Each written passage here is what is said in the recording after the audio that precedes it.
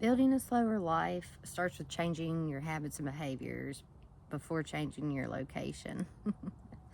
And I say all this in hindsight, um, learning all of this along the way. But I've recently been asked, how do you start going off grid? Because it's so overwhelming.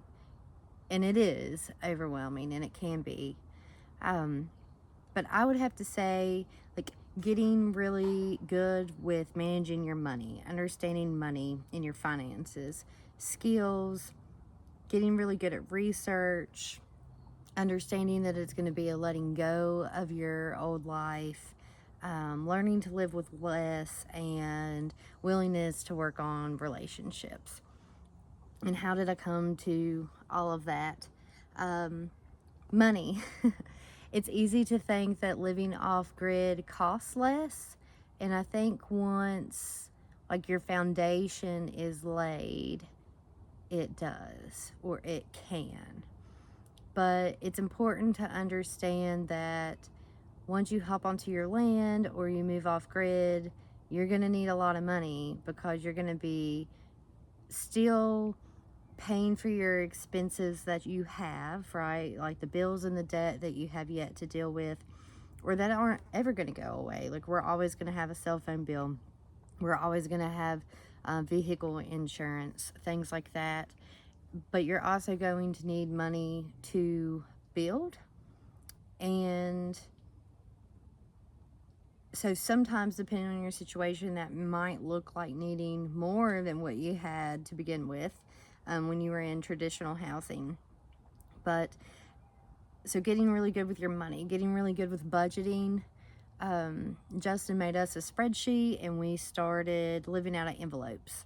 Envelopes is like the only way I know how to save money. And I had a friend once tell me, well, you can only budget money if you have money, but we literally started budgeting when we had nothing. We had gotten to where Justin had left his job during COVID. I had been doing Reiki, and so that had kind of stalled out.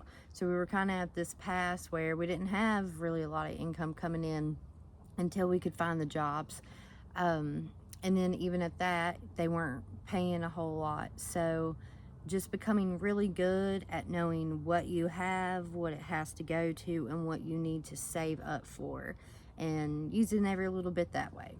Birthdays and Christmases, you either want money or you want some specific tool or gear that you need for out here. But managing your money, skills, kind of looking at your skills. Like, do you like to build? Do you like to chop wood? Do you know how to work a chainsaw? Do you have a chainsaw? Do you have a hammer? Do you have a drill? You know, like, what skills do you have? What skills are you going to need to learn on the fly or maybe study? And what tools do you have? Because the tools are going to cost money unless you have somebody that's willing to loan you some, or share tools, or you got to rent tools. But definitely kind of start looking into your skills, what you have, what do you need to learn. And you don't have to know everything. We've learned a lot since we've been out here, and we're still learning a lot.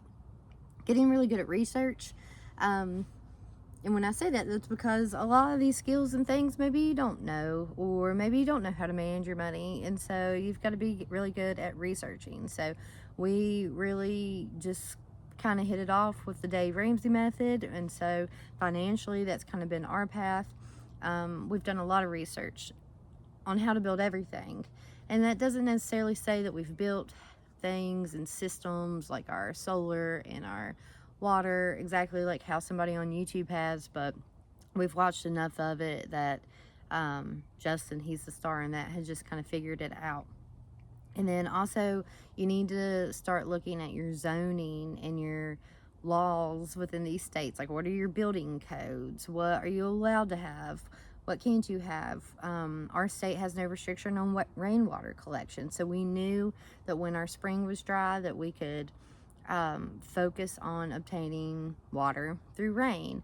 But our neighboring state, rainwater collection is illegal unless you hook that into municipalities. So it kind of defeats the purpose of being off grid, being self-sufficient in that way.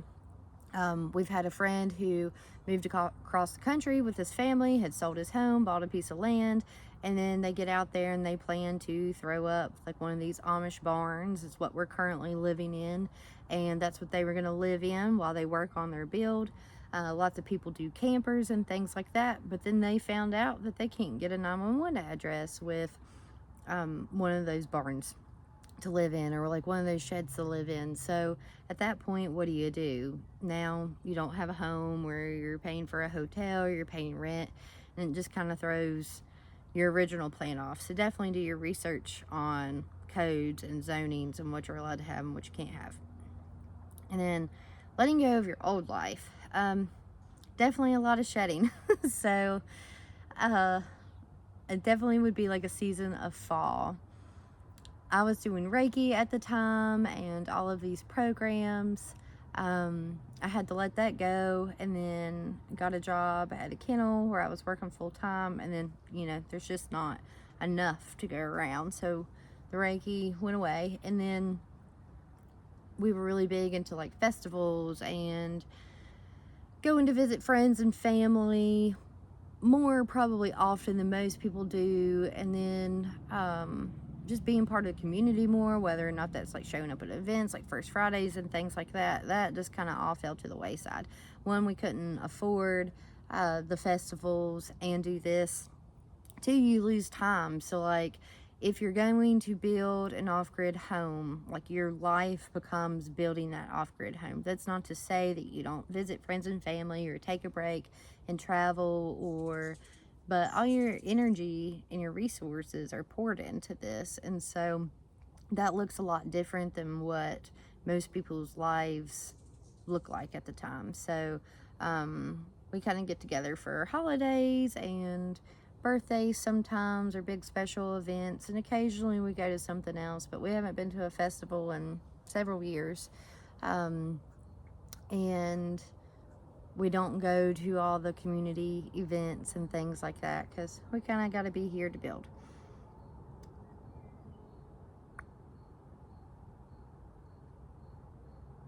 I'm trying to think if there's anything else like that.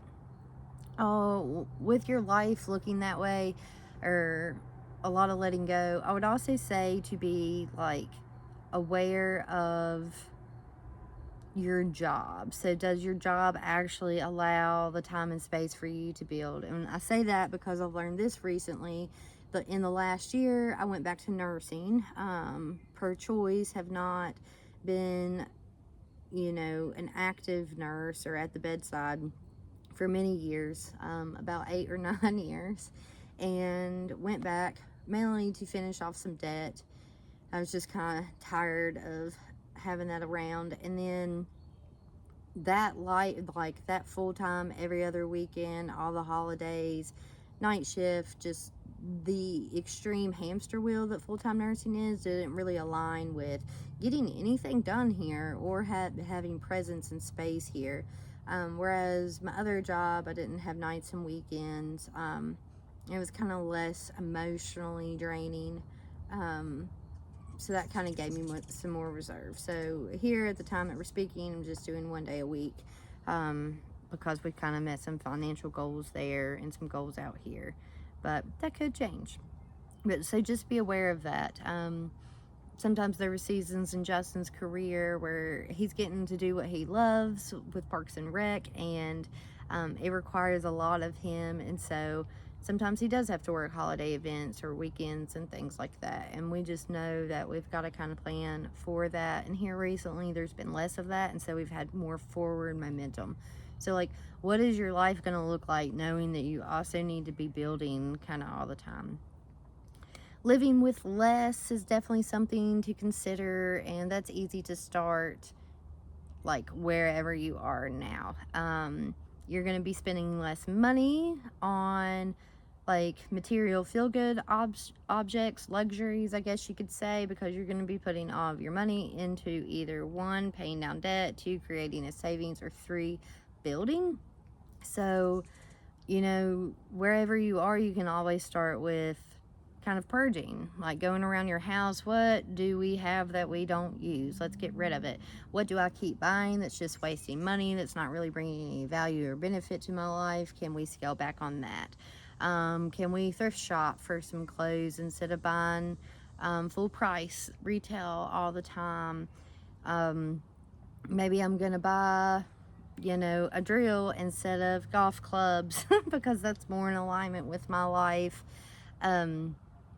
Just learning to do with less, and like less consumption, because the more you consume, the more money that you spend, which requires you to work more, and then all of that takes you away from actually building your life while you're homesteading.